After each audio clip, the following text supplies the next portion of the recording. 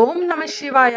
భక్తులారా, ఈ రోజు మనం తెలుసుకోబోతున్న క్షేత్రం ఆంధ్రప్రదేశ్లోని అత్యంత పవిత్రమైన శైవ క్షేత్రాలలో ఒకటి. పితృదేవతలకు సంబంధించిన అత్యంత ముఖ్యమైన క్షేత్రం, అష్టాదశ శక్తిపీఠాలలో ఒకటి. దత్తాత్రేయ స్వామి జన్మస్థలంగా భక్తులు విశ్వసించే దివ్య ప్రదేశం అదే పిఠాపురం శ్రీ కుకుటేశ్వర స్వామి ఆలయం. ఈ క్షేత్రం ఆంధ్రప్రదేశ్లోని కాకినాడ జిల్లాలో పిఠాపురం పట్టణంలో ఉంది. ప్రతి సంవత్సరం వేలాది మంది భక్తులు ఇక్కడికి వస్తుంటారు. కానీ ఈ క్షేత్రం ఎందుకు అంత ప్రత్యేకం, పితృదోష నివారణకు ఎందుకు ప్రసిద్ధి చెందినది, ఇప్పుడు పూర్తిగా తెలుసుకుందాం. స్థల పురాణం. పురాణాల ప్రకారం గయాసురుడు అనే రాక్షసుడు పరమశివుని గురించి ఘోర తపస్సు చేశాడు. అతని తపస్సుకు మెచ్చిన దేవతలు అతనికి అపార శక్తులను ప్రసాదించారు. కాలక్రమేణా గయాసురుని శరీరం అత్యంత పవిత్రమైనదిగా మారినది. దేవతలు యజ్ఞం చేయటానికి గయాసురుని శరీరాన్ని ఉపయోగించాలనుకున్నారు. అతను అంగీకరించాడు. యజ్ఞం పూర్తయ్యాక గయాసురుని శరీరం 3 భాగాలుగా విడిపోయిందని పురాణాలు చెబుతున్నాయి. అందులో శిరస్సు ఉన్న ప్రదేశం బీహార్లోని గయా, నాభి భాగం ఒడిస్సాలోని నాభిగయ, పాదాలు పడిన ప్రదేశం ఆంధ్రప్రదేశ్లోని పిఠాపురం. అందుకే ఈ క్షేత్రాన్ని పాదగయ క్షేత్రం అని కూడా పిలుస్తారు. పితృదోష నివారణ. భక్తుల విశ్వాస ప్రకారం పితృదేవతల కోసం పిండ ప్రదానం, తర్పణం చేస్తే పితృదోషాలు తొలగి కుటుంబానికి శుభ ఫలితాలు కలుగుతాయని నమ్ముతారు.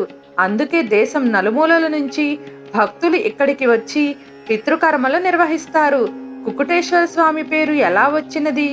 ఒక పురాణ కథన ప్రకారం పరమశివుడు కోడి రూపంలో భక్తులను రక్షించాడని చెబుతారు.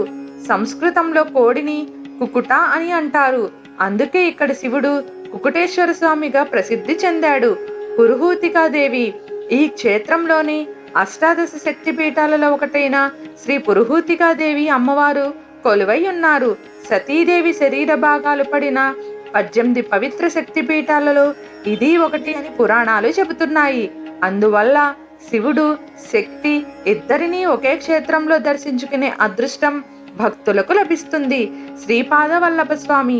పిఠాపురం శ్రీ దత్తాత్రేయ స్వామి మొదటి అవతారంగా భక్తులు భావించే శ్రీ పాదవల్లభ స్వామి జన్మస్థలం కూడా ఇక్కడే ఉంది. అందుకే దత్తభక్తులకు కూడా ఈ క్షేత్రం అత్యంత పవిత్రమైనది. ఎలా చేరుకోవాలి? రైలులో వస్తే పిఠాపురం రైల్వే స్టేషన్ ఆలయానికి చాలా దగ్గరగా ఉంటుంది.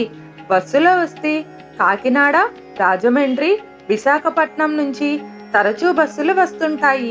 విమానంలో వస్తే రాజమండ్రి విమానాశ్రయం సమీప విమానాశ్రయం. వసతి వివరాలు.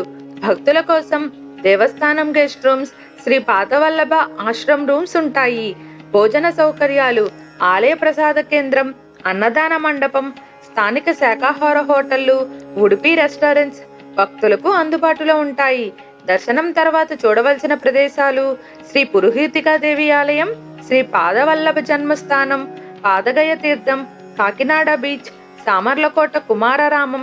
ఈ పవిత్ర క్షేత్రాన్ని జీవితంలో ఒక్కసారైనా దర్శిస్తే శివానుగ్రహం, అమ్మవారి కృప, పితృదేవతల ఆశీర్వాదం లభిస్తాయని భక్తులు విశ్వసిస్తారు. వీడియో నచ్చితే లైక్ చేసి, షేర్ చేసి సనాతన ధర్మం ఛానల్ను సబ్స్క్రైబ్ చేసుకోవలసిందిగా కోరుచున్నాను. ఓం నమ శివాయ.